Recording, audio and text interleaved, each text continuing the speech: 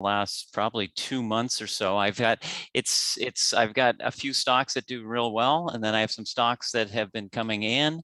And so that's why I continue to keep my exposure really fairly light. I mean, again, I have a number of different accounts, and in most cases, way below 50% invested. Because if I'm not making money, if my account equity is not increasing, then there's no reason for me to keep on pushing it. Why be 100% invested if I'm going back and forth and getting frustrated?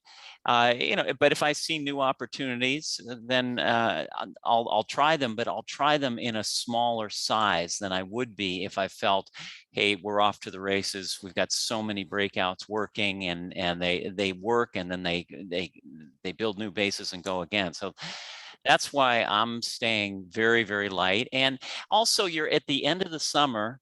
And usually at the end of the summer, it gets very, very slow. I mean, you'll start, banging on your computer saying, hey, the price is changing, usually for, for hours at a time.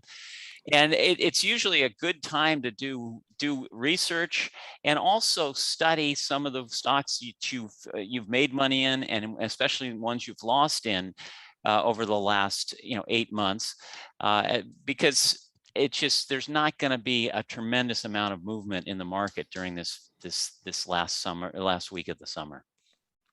Ali, I'll move over to you. I noticed in yesterday's really nice Stock Market Today video after the market closed with Justin, you had featured a number of large caps, PayPal, Apple, and then the company that you really want to highlight today, IDEX. Yeah. Strength in large cap technology, very notable yesterday, and long-term leaders looking good as well. So we're just continuing to focus on stocks that are of quality.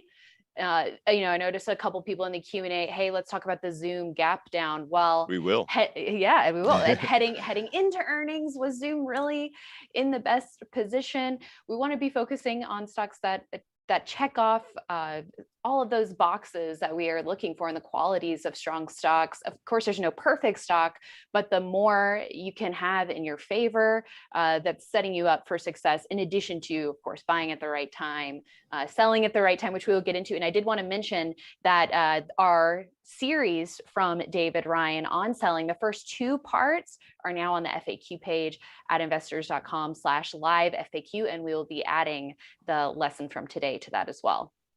Excellent point, Ali. Thanks for reminding everyone. Remember that investors.com/IBD live FAQ. FAQ means frequently asked questions, and we have wonderful answers there. And would you like to also add anything about the changes to your portfolio? Are you becoming more confident in the stocks you own? Have you maybe added to your positions at all? Yeah, like others, I have noticed a little bit more progress in my portfolio. I took advantage of the pullback Thursday and Friday before last, with the S&P coming down, QQQ coming down Thursday and Friday, as a chance to add a bit more market exposure to my portfolio, and a little bit more in some of those leading stocks. So I have felt a little bit more progress in my portfolio, but you have to make sure, as we always like to say, to pick the right time. Earlier entries have been working. So I think those 2 days in the market, 2 or 3 days, were really crucial days. Very good. How about you, Ed? Any comment you'd like to make regarding your own trading, your perspectives on the stock market? Yeah, I mean, I think that my portfolio has had some really nice gains. I've gotten lucky with some stocks, but I wasn't so lucky earlier in the year. So it's that's fine. I mean, I think Ali was right that those were the times to be jumping in on some of these stocks, because I also would notice that the NASDAQ, I'm not exactly sure how high up again we are, but we're probably starting to get close on the NASDAQ towards that 6% level. I'm not really there, but probably more like 5%. I'm not sure, versus the 50-day. Just something to note that we've run up a lot. Wouldn't be surprising. Probably would be good if we had a couple of pauses, on the big cap. I mean, Apple going up 3% really moves the NASDAQ, and some of those big cap names, even though I didn't make a whole lot yesterday. Yesterday was not that, but it was, was fine. But that's just something to note. If that, don't want that to be going out because we've run up a number of days, and just that maybe this isn't the time to get super aggressive. At least some of those tech names. There may be other sectors that sort of sat out for a while and didn't really surge last week. But as David says, you're always looking around for the things that aren't working, which is sort of an odd, I mean, not working, not tanking, but just sort of pausing. But it's that's something to be thinking about. Appreciate that, Ed. And also, we'll definitely look at some of those IPOs that Ed has talked about and also invested, and hopefully many people have also gotten nice success. But we're going to talk about sell rules every inch of the way. I would like to highlight that before we go to Zoom, that a number of stocks were added to the ready list, which got boosted to 66 names.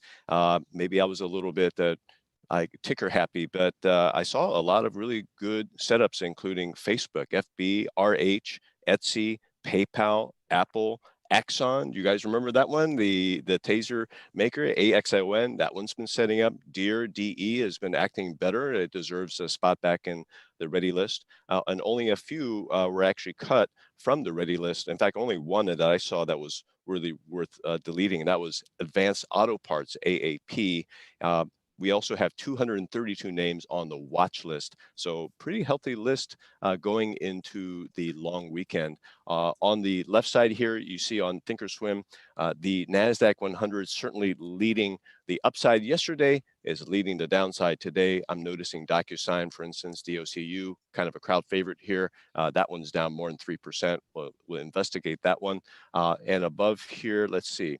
The Dow is down only a little bit, 0.1%. The Russell is up 0.2%. That makes me think that maybe interest rates are probably up a little bit this morning.